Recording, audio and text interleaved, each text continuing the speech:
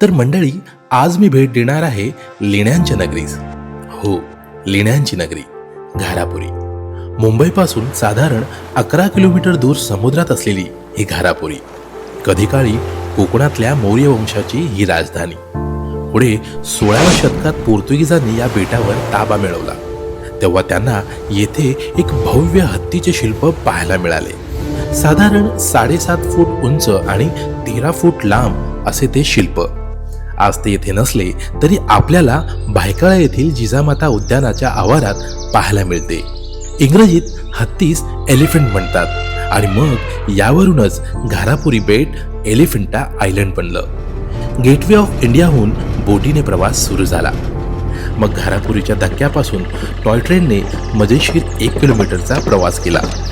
ग्रामपंचायतीचा टोल देऊन दुतर्फा शोभावस्तू विक्रेत्यांनी आच्छादलेल्या पायऱ्या चढत चढत मी घारापुरी लेणीपर्यंत पोहोचलो.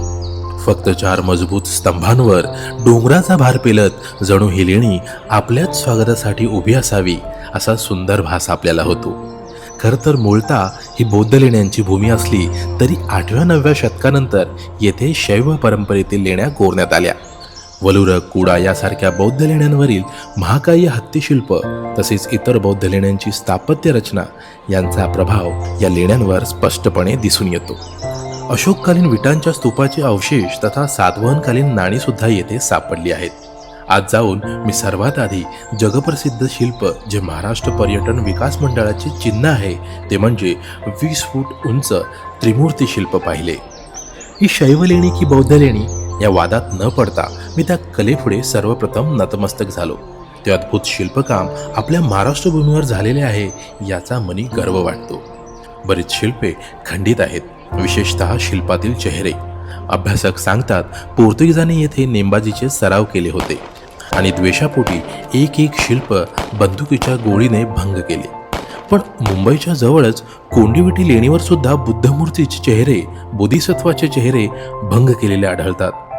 तिथेही पोर्तुगीज नेमबाजी शिकत असतील का? विचार करण्यासारखी गोष्ट आहे. एक भारतीय म्हणून अशा ऐतिहासिक, सांस्कृतिक, वैभवशाली इतिहासाचे आपण योग्यरित्या जतन केले पाहिजे, जात, पंथ, धर्म न पाहता. परतीचा प्रवास सुरू झाला तोपर्यंत सूर्यास्ताची वेळ झाली होती. समुद्राच्या लयबद्ध लाटा, कुरवांची किलबिल आणि बोटीच्या इंजिनचा ठेका यांनी वातावरणात एक जादुईपणा आणला होता.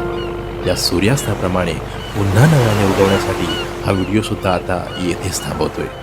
मुंबईच्या नजदीक असलेल्या या लेण्यांच्या नगरीस तुम्ही सुद्धा नक्कीच भेट द्या. धन्यवाद.